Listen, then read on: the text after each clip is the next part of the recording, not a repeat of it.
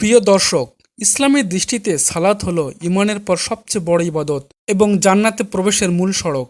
আল কুরআনে সূরা আল মুমিন এর শুরুতে আল্লাহ তাআলা সফল মুমিনদের বৈশিষ্ট্য হিসেবে নামাজে খুশুখুজুকে অগ্রাধিকার দিয়েছেন। তবে কুরআন সুন্নাহ আমাদের আরেকটি গুরুত্বপূর্ণ নীতিও শিক্ষা দেয়।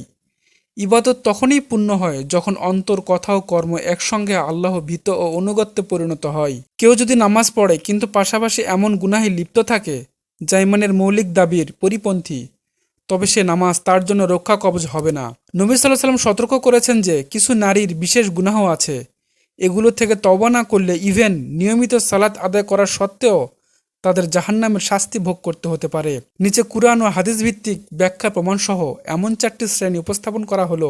রাসূলুল্লাহ সাল্লাল্লাহু আলাইহি ওয়াসাল্লাম বলেছেন, 2 শ্রেণীর লোক আছে যাদের আমি এখনো দেখিনি। এমন নারী যারা কাশিয়াতুন আরিয়াতুন, আবৃত হয়েও অনাবৃত, তারা জান্নাতে প্রবেশ করবে না, এমনকি জান্নাতের সুগন্ধিও পাবে না। কাশিয়াতুন আরিয়াতুন অর্থ এমন পোশাক যা শরীরের আকৃতি স্পষ্ট করে, স্বচ্ছ বা আটশাট অথবা সৌন্দর্য প্রদর্শনের উদ্দেশ্যে ডিজাইন করা। আজকে টাইট ডেনিম, পাতলা বা শার্ট, কামিজ, খোলা চুল সোশ্যাল মিডিয়াতে সবই এ ব্যাখ্যার অন্তর্ভুক্ত। সূরা আহজাব এ পূর্ণ পর্দা এবং সূরা নূর 31-এ শালীনতা নির্দেশ দিয়েছেন।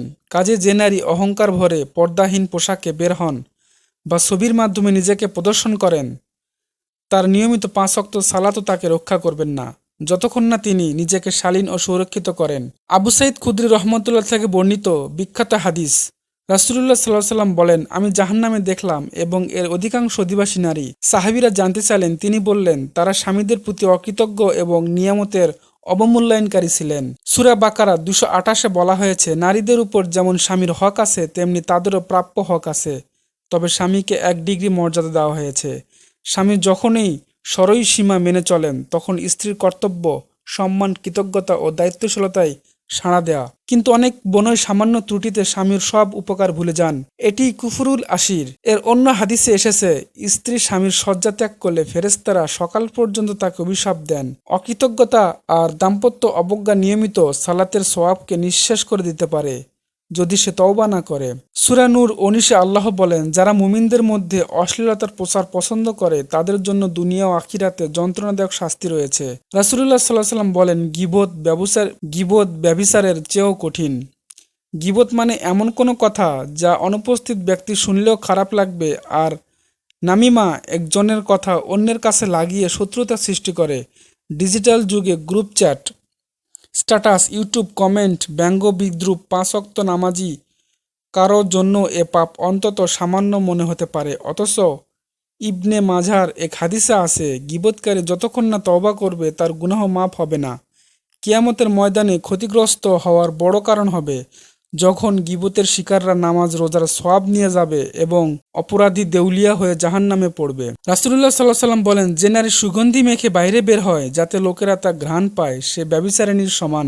এমনভাবে সুগন্ধি মেকআপ ফ্যাশন করা যা পরপুরুষকে আকৃষ্ট করে। সূরা আহজাব 33-এ আল্লাহ বলেন, তোমরা জাহেলিয়াতের নারীদের ন্যায় প্রকাশ্যে বের হও না। যদি কেউ বাহিরে এমন পারফিউম, উঁচু হিল, টকটকে সাজগোজ বেছে নেয় যা সবার দৃষ্টি টানে, তার সালাতকে সে গুনাহ আচ্ছন্ন করে ফেলে। ইমাম নাওয়াবী লিখেছেন, পর্দাহীনতা ও আকর্ষণ সৃষ্টিকারী সুগন্ধি দুটোই মানুষকে ফিতনায় ফেলে এবং সওয়াব নষ্ট করে। সালাতে একটি পূর্ণাঙ্গ শিক্ষা প্রকল্প যেখানে কিয়াম, রুকু, সিজদা কেবল শারীরিক অনুশীলন নয়, প্রতিটি সুবহানা রব্বিয়াল আজিম উচ্চারণ আসলে বান্দাহর অহংকার ভাঙার প্রশিক্ষণ। যদি ওযু করার পরও কেউ জবান ও দৃষ্টি পাক রাখতে না পারে, সে বুঝে নেবে তার সালাতের প্রাণ হারিয়ে গেছে। অন্যদিকে সে নারী শরীয়ত অনুগত পোশাক, বিনয়ী ভাষা ও পারিবারিক কৃতজ্ঞতার সমন্বয় ঘটান, তার নামাজও হবে তার জন্য আখিরাতে নূর, বুরহান ও নাজাতের সোপান। উল্লেখিত 4 শ্রেণী কেবল কুরআন সুন্নাহর আলোকে এসব গুনাহ ত্যাগ ও তওবা করা অপরিহার্য। আল কুরআনের ভাষায় নামাজ মানুষকে অশ্লীলতা ও গুনাহ থেকে বিরত রাখে। তাই যদি কেউ পর্দাহীনতা, স্বামী অকৃতজ্ঞতা, জবানের অপব্যবহার বা সুগন্ধি ফিতনা থেকে নিজেকে শোধরায় না, তবে সে নিজের নামাজের উপকারও রোধ করেছে। তিরমিজির হাদিসে রাসূলুল্লাহ সাল্লাল্লাহু আলাইহি ওয়াসাল্লাম বলেন, বান্দা যখন খাঁটি তওবা করে আল্লাহ তার পাহাড়সম গুনাহ ক্ষমা করেন। সুতরাং আসুন আমরা নারী পুরুষ সবাই নিয়মিত করি, কুরআনী পর্দা মেনে চলব, পারিবারিক হক ও কৃতজ্ঞতা দেখাবো, মুখ ও কিবোর্ড সংযত করব, বাহিরে এমন সুগন্ধি ফ্যাশন বর্জন করব যা অন্যকে বাহিরে এমন সুগন্ধি ফ্যাশন বর্জন করব যা অন্যকে অনৈতিক আকর্ষণে ফেলে। যে নামাজ আমাদেরকে দিনে 5 বার নৈতিক বিশুদ্ধতার দিকে ডাকে, সে নামাজকে অর্থবহ করতে উপরের 4টি গুনাহ থেকে মুক্ত হওয়া অপরিহার্য। হে আল্লাহ আমাদের হৃদয়কে তাওয়া হে আল্লাহ আমাদের হৃদয়কে তাকওয়া প্রতিষ্ঠিত করো, আমাদের আমলকে সৎ ও খাঁটি করো, আর আমাদের সকল বন্দের জন্য রহমত ও হিদায়াত সহজ করে দিন। আমিন।